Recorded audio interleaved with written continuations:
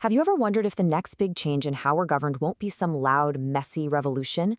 What if it's something happening right now, super quietly in the background, and it just looks like your phone and your apps getting a little smarter?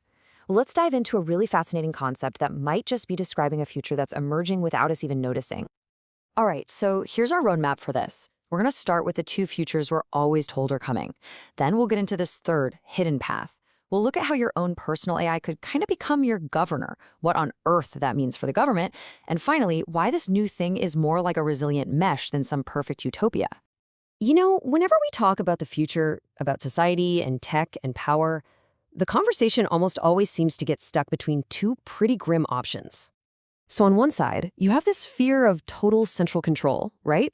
Like some all-powerful government or maybe a few giant tech companies basically calling all the shots in our lives. And on the other side, you've got the total opposite, complete collapse. The government fails, systems just break, and it's basically a free-for-all. We're always told it's one or the other.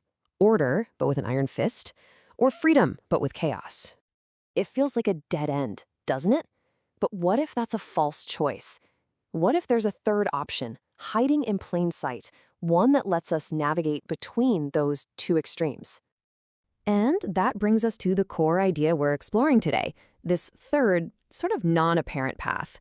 It's called Edge-Anchored Emergent Governance. Yeah, I know, it's a bit of a mouthful. We'll call it EAEG. But trust me, the idea behind the jargon is incredibly powerful. So what in the world does that actually mean? Let's just break the name apart. Edge-Anchored. That means power starts with you. You, the individual, out at the edge of the network, not with some government or corporation in the center. And emergent? That means the rules and the order of society don't get dictated from the top down. They bubble up. They emerge from millions and millions of tiny decisions we all make at that edge. So why is this path hidden? Well, it's because it doesn't show up with a parade and a new constitution. It shows up in the default settings on your apps. It's in your email filter getting smarter. It's in the underlying protocols your tools are using to talk to each other. It doesn't feel like a new political system is taking over. It just feels like your tech is finally starting to get good.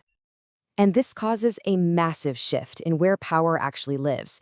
The most important question stops being what's the law and starts being who or what does my personal AI, my executive layer, actually trust right now. Power basically moves from the big institution to the individual's trusted agent. Okay, so that's the big picture. But how does this stuff work in the real world? Let's get into the mechanics of it and focus on the engine that makes this whole thing run, your personal AI governor. We already have the baby versions of these things, right? Our spam filters, our social media feeds. But now, imagine them on steroids.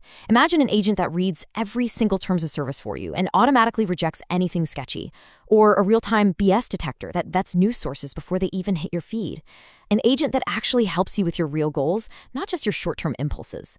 That's the toolkit we're talking about. And the process is actually pretty straightforward.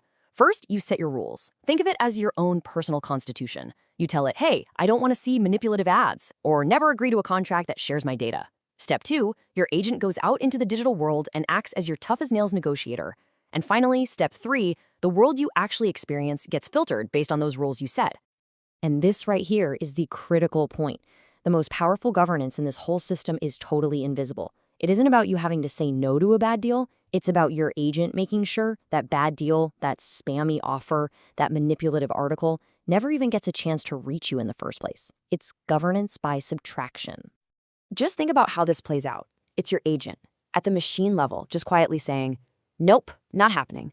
My user's agent refuses to accept these terms. My user's wallet agent won't connect with that flagged address. It's not a loud protest. It's a quiet, automated, and super effective refusal to play ball. And when millions of these agents start doing this all at once, they reshape the entire digital world without anyone ever casting a ballot.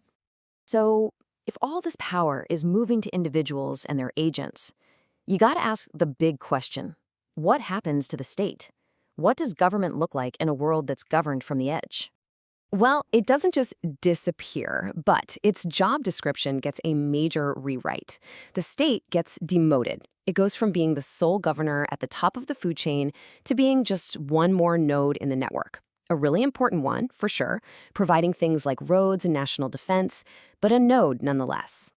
So the whole structure flips.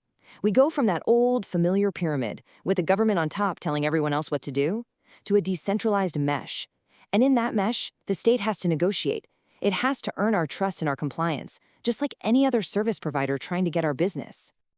This quote just nails it. The state becomes just one more actor that has to negotiate with a planet full of these powerful, autonomous edge executives. That is a wild rebalancing of power when you really think about it. Okay, now we have to be really clear about something. This model is not some techno-utopian fantasy where everything is perfect. Solving some of these old problems actually creates a whole new set of challenges and risks we need to think about. I mean, for one, if everyone's reality is hyper-personalized, we could end up in these deeply fragmented societies where nobody agrees on basic facts. Or what if your personal AI gets hacked or captured by a corporation or a government and starts working for them instead of you? You could also see entire groups forming their own digital tribes that refuse to interact with anyone else, creating these disconnected islands online. And yet, even with all those very real risks, the core strength of this model is its incredible resilience. Because it's so decentralized, it's structurally really hard for any one person or group to take total control.